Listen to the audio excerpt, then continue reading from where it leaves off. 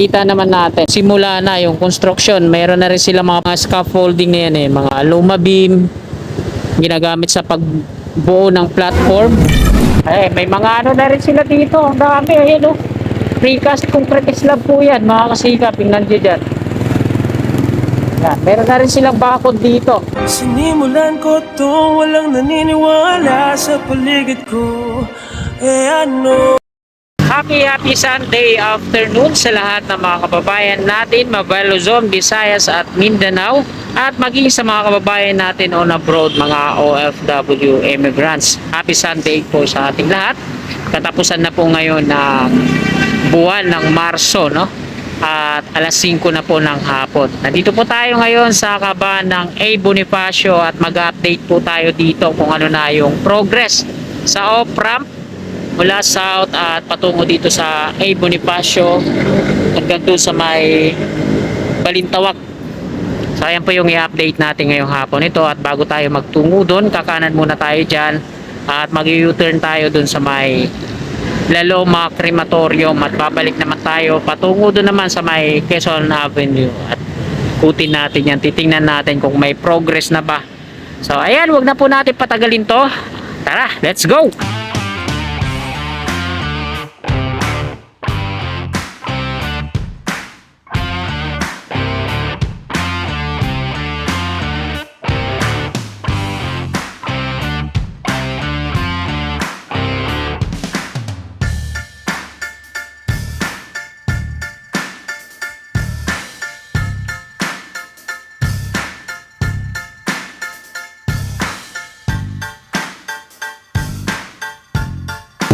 At nandito na tayo sa may Sergeant Rivera Interchange at kakanan tayo dito sa may C3 Road.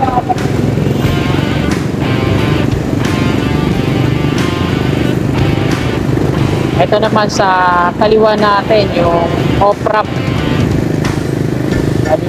NLEX patungo dito sa C3 Road. Dati dito nag-assemble ng mga unibridge girders at dinadala doon sa may NALEX. Ngayon hindi na sila nag-assemble dito. So ito na yung rampa pababa. Thank you for using Skyway Stage 3. Halagay, no?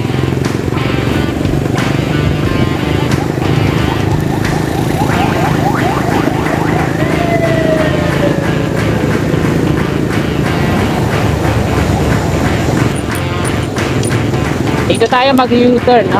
Sa may Laloma Crematorium. Balubog na yung araw. Ganda niyan sa Manila Bay pag ganyan na palubog yung sunset.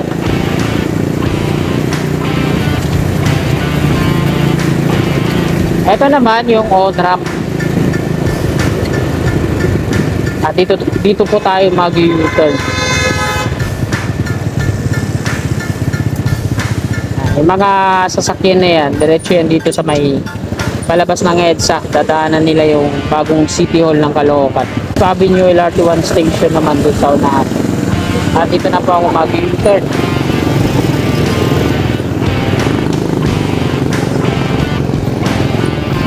Ito po yung entry Skyway Quezon Avenue, Manila, Makati and Calamba. Yan yung Laloma Crematorium. Meron po yan mga bantay dito sa on-ramp at off-ramp ng Skyway, no? Para may iwasan yung kagaya ng nangyari dito sa may Cloverleaf Balintawak. Nag-counter yung isang rider at ayun, sa kasamang palad ay nasawi dahil sa nabangga siya, syempre. Kaya laging may mga bantay po yan. Napakalawak ng lupain dyan, no? Cornice. Hindi ko alam yung ibig sabihin yan. May research ko kung ano yung cornice. Ito mga kasikap, may abang din siya dito, no? Yan. Halos katumbas ng isang lane. At ayan, nagbabaon ulit sila dito. Teka lang.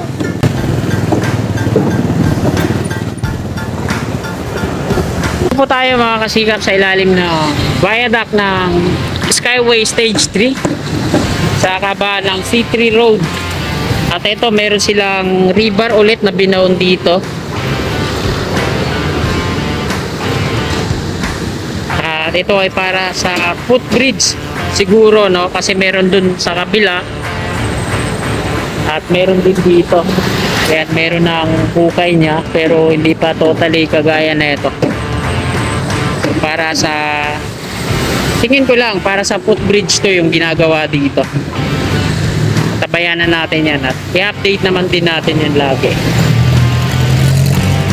At diretso na tayo dito sa kay Sergeant Rivera off-ramp south patungong A. Bonifacio. Ito muli yung off-ramp galing NLEX.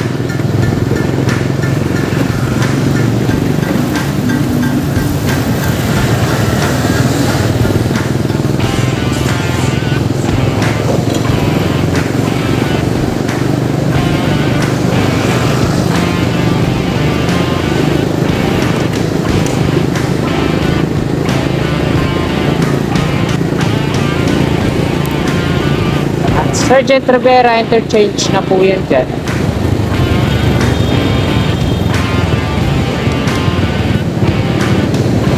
Pakanan, Daloma Cemetery, patungong Blooming Creek. At pakaliwa naman, patungong EDSA. At sira yung stoplight dito.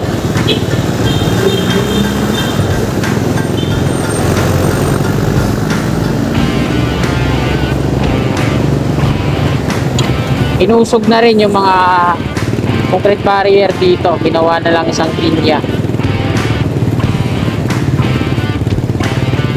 Ito yung viaduct ng patungong Quezon Avenue, no? Galing Balintawak po yan. Ito.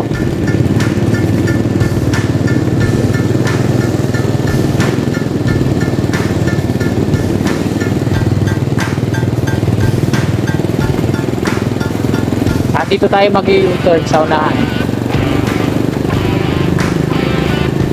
Karoon na rin sila ng mga ano dyan, no? Chevron markings bawat pier. At dito pa tayo sa unahan, no? Para makita natin yung kung saan nilalagay yung off-ramp.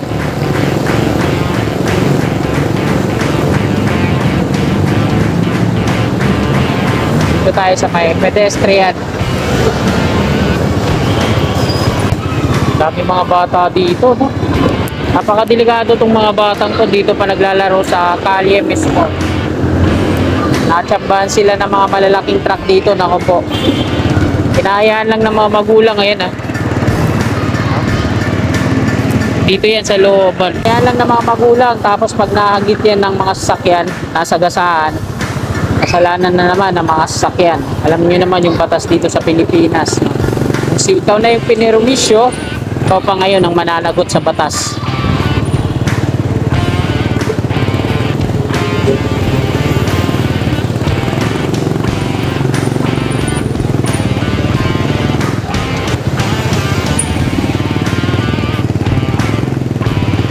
Una muna natin kunan dito sa mismong dugtungan.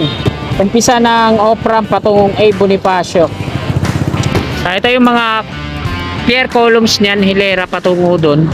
At galing yan dito. Dito mag-uumpisa mga kasikap yung off-ramp. Yan. At ang kasunod niyan, ito na. Meron na siyang pier head.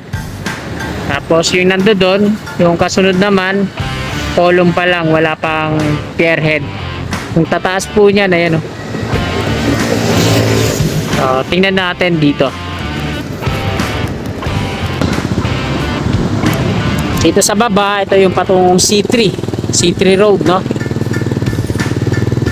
Viaduct yan ng Skyway. So ito na yung kasunod na nandito, yung may pier head. Yung type ng pier na nandito is square. Hindi siya round.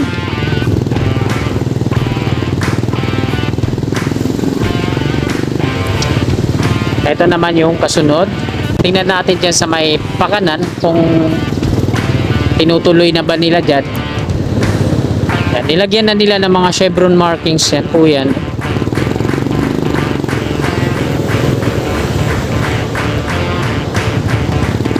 At dito po yan, pakanan. Nilagyan na nila ng mga concrete barrier. At mukhang mag-start na rin siguro dito, no? Kasi kung titingnan natin, ito na yung bahagi ng crane. Tapos meron na rin doon, ayan, no, yung crawler crane. Tapos marami na silang mga ano din, steel bar. Yan. At dalawa yung crane na nandito, no? Kasi bye-bye naman natin dito sa unahan. So ito yung lagay ngayon dito. Nakikita naman natin na magsusimula na yung construction. Mayroon na rin sila mga portalet dyan at iba pang mga ano, materyales kagaya ng mga scaffolding na yan mga luma beam ginagamit sa pagbuo ng platform at yung mga scaffolding accessories. Guardia dito, no? Atras tayo konti. At mayroon na rin silang mga barracks na binubuo dun sa unahan.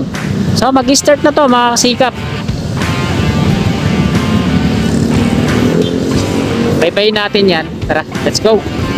Mga steel plate dito, no? Nakatakip. NLEX, EDSA.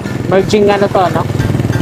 At ito dito yung may mga ano na rin sila dito. Ang dami, ayun, no? Precast concrete slab po yan, mga kasikap. Yung nandiyan dyan. Yan, meron na rin silang bakod dito. Yero yung ginamit.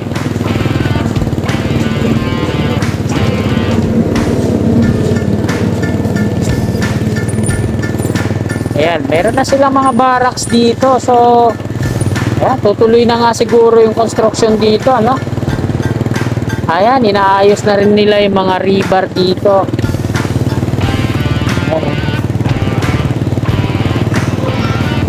Ayan, mag-start na nga sila dito, no? A Bonifacio na po ito. Ayan, pinakura na rin nila dito. Dito yan, didiretso yung off-ramp sa kaba ng A Bonifacio. At hanggang dito yon.